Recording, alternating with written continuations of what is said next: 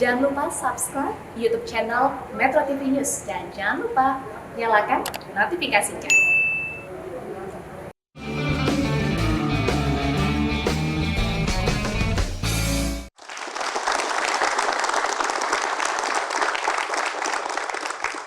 Mas Sabar Gorky, Yap. apakah Anda mengingat udah berapa banyak gedung yang pernah Anda bersihkan? Sudah banyak sekali jadinya apa ya? Kalau kenangan terakhir ini ya kemarin saya dapat job itu bersyukur ada negara yang membutuhkan saya. Negara lain maksudnya gitu kan. Kayak di Kamboja itu kan. Oh, Anda diundang ke Kamboja ya? Gitu. Baik, sebelum sampai ke Kamboja, Ya. saya ingin tahu kalau jasa untuk membersihkan gedung itu hitungannya apa ya? Meter persegi atau satu gedung atau? Tergantung juga. Ada kebanyakan meter persegi. Itu saya ambil dari meter perseginya. Kalau itu luasannya di atas 1000 meter, kami ambil meter persegi. Tapi kalau kelihatannya kan kecil, ya itu kan kita main borongan. Borongan. Gitu. Jadi sebagai pembersih gedung-gedung tinggi ya, ini kan pasti berisiko ya. Siap. Tantangan terberatnya apa biasanya? Kalau tantangan terberat, kita mainnya ke alam ya. Dari cuaca itu kan kita nggak tahu. Kalau sudah mulai ada petir ya kita turun. Duer. Nah ini. Udah petir. Kita Kalau petir. hujan? Kalau hujan tergantung tinggi gedungnya. Ya kan? Kalau hujan, kalau gedungnya pendek, ya kita masih Lanjut bisa kerjakan. aja. Asalkan jangan deres-deres gitu kan. Oke. Terlalu deras ya kita kacau Turun juga. juga. Gitu. Itu untuk yang safety dikhawatirkan ya. satu listriknya, itu kan pengaruh juga. Itu. Seperti itu. Kalau panas terik itu tantangan juga nggak? Ya itu memang kita harus bekerja dan di situ memang panas terik matahari harus kita hadapin. Oke, kalau Gitu itu ya tantangannya. bisa tetap asal Bisa daya kita tahan coba. aja nih ya. Iya, Tapi resikonya nggak besar. Paling hitam. Kalau angin tadi, angin memang pernah bisa meniup sampai 5-10 meter gitu. Kadang bisa. Karena kalau anginnya kenceng ini, kalau sudah mulai kita ketahuan kan anginnya kenceng seret, ini kan tali kita jadi kebanting kan dengan dorongan angin. Ya udah kita Terus balik, mengayun lagi. mengayun Ya? lagi kita turun. Oke. Seperti itu. Jadi nggak boleh ambil risiko ya. Saya punya prinsip dan teman-teman itu, Iya. uang bisa kita cari, nyawa tak akan kembali. Setuju Dengan pekerjaan sekali. seperti itu. Iya. Soal Kamboja tadi gimana ceritanya nih?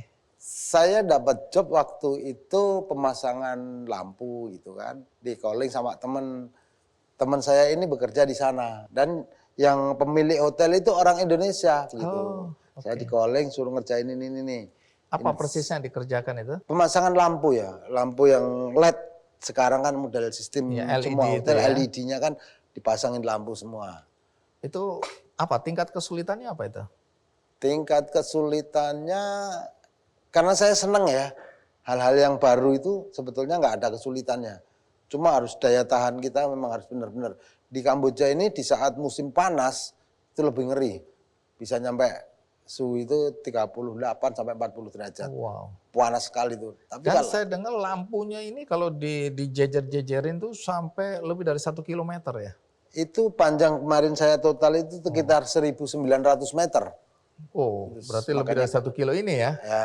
Yang Anda pasang ini ya? Ya ini pengerjaannya sekitar 1 bulan kami kerjakan. 1 bulan, dari Iya. step by step itu naik atau turun ke bawah dan seterusnya. Ini ada berapa gedung yang dibeginikan? 1, 2, 4 gedung. Tadi kan Anda bilang bahwa untuk membersihkan gedung, memasang instalasi ini kan nggak setiap hari. Iya. Ya, mungkin ada jarak tertentu ya, apakah 2 tahun sekali, 3 tahun, ada yang mungkin 10 tahun ya.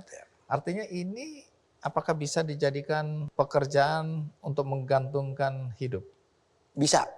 Dalam pekerjaan itu kami mulai sekarang setelah PT ini jadi, kami mulai mengajukan vendor ke vendor-vendor yang lain, ke hotel-hotel di kota Solo, itu untuk mengajukan itu. Siapa tahu di situ kami bisa ikut perang tender 1 tahun. Setiap hotelnya ada berapa lah, kami menaruh orang di situ. Di luar itu Anda punya usaha lain? Warung Pak, warung kopi Gorky. Warung kopi Gorky. Enak nggak kopinya itu? Nah, itu tergantung karena saya sendiri yang merasakan saya enak menurut saya. Nah, gitu. Ini di Solo ini ya? Iya Pak. Oke, jadi kalau kita ke Solo ya teman-teman Silakan. ya, jangan lupa warung kopi Gorky. Iya. Katanya enak kopinya, katanya. Ya, kita harus coba sendiri. Siap. Baru bisa bilang enak atau dan enggak. tidaknya. Iya, betul. Baik, usia Anda sekarang berapa? Sekarang saya sekitar 53 tahun. 53. Ya. Tunggu dulu. Anda tadi sempat waktu saya tanya apakah masih ada niat untuk mendaki gunung, Anda bilang ada niat. Ya. Emang nggak ada batasan usia dalam pendakian gunung ini? Pendaki-pendaki gunung yang tertua itu umur berapa ya yang pernah Anda ingat? Seingat saya sekitar 65 tahun. Masih Kemarin kawan itu ketemu di Gunung Lawu ya, itu 75 tahun. 75 tahun. Nah, Masih ada bisa juga pendaki yang ke puncak Everest itu sekitar usianya 65 tahun. Karena mengumpulkan duit dulu, setelah tua duitnya ngumpul baru bisa ke sana. baru bisa pada Gitu. usia 65 tahun. Ya karena kalau Dijabanin orang barat juga itu kan dia ya. seperti itu gitu Pak. Karena pendaki-pendaki itu impiannya seperti itu. Iya. Jadi kadang-kadang mereka sebenarnya pada saat itu punya kemampuan fisik yang cukup prima, Iya. kemampuan keuangan yang belum ada. Karena ya, untuk itu. naik mahal sekali ya. Betul. Karena ada serpa-serpa yang harus disewa ya untuk memanggul Memanggul beban yang terlalu yang berat ya. Puncak Jadi tinggi ada ya. keinginan itu.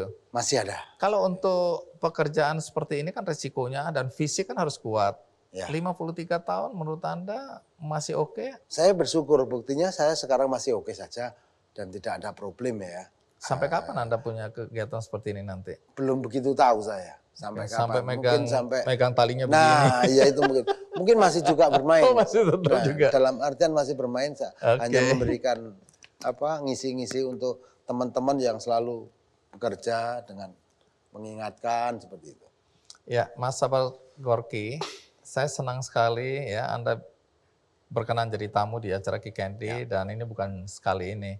Karena apa? Karena di luar sana saya melihat ya, lepas dari sudah banyak juga yang punya semangat, tapi masih ada saudara-saudara kita penyandang disabilitas yang belum bisa bangkit ya, masih meratapi nasibnya apakah karena kecelakaan ya, terutama karena kecelakaan karena mereka tadinya kan punya fisik yang Fisik utuh, yang prima, terus tiba-tiba harus kehilangan tangan, mata atau anggota tubuh lainnya dan kemudian mereka terpuruk, meratap dan tidak bisa bangkit. Nah, bisakah Anda sampaikan sesuatu untuk memberikan semangat pada mereka yang sampai hari ini belum mampu untuk bangkit kembali? untuk sahabat-sahabat saya semuanya ya, yang difabel atau enggak difabel ya, semua yang punya problem, hadapin masalah itu, kita selesaikan. Di dunia ini tidak ada yang tidak mungkin. Semuanya diri kita sendiri yang bisa membangun, bangkit kita untuk menunjukkan bahwa kita itu mampu, ya diri kita sendiri. Semangat diri kita sendiri. Merdeka. Ya, ini pesan bukan untuk teman-teman penyandang disabilitas semata, tapi untuk siapa saja yang punya problem. Iya. Atasi masalahnya karena tumpuannya ada pada dirimu Diri kita sendiri. sendiri. Ayo bangkit, semangat, karena tidak ada Yang masalah tidak yang tidak mungkin diatasi. diselesaikan. Terima kasih. Siap. Ini pembelajaran penting buat saya. Ya, Mas Gorky. Saya ini kalau melihat ya, saya kan sering sekarang ke daerah-daerah terpencil gitu kan. Saya melihat di bukit-bukit yang ya relatif curam ya, bukit-bukit yang tinggi.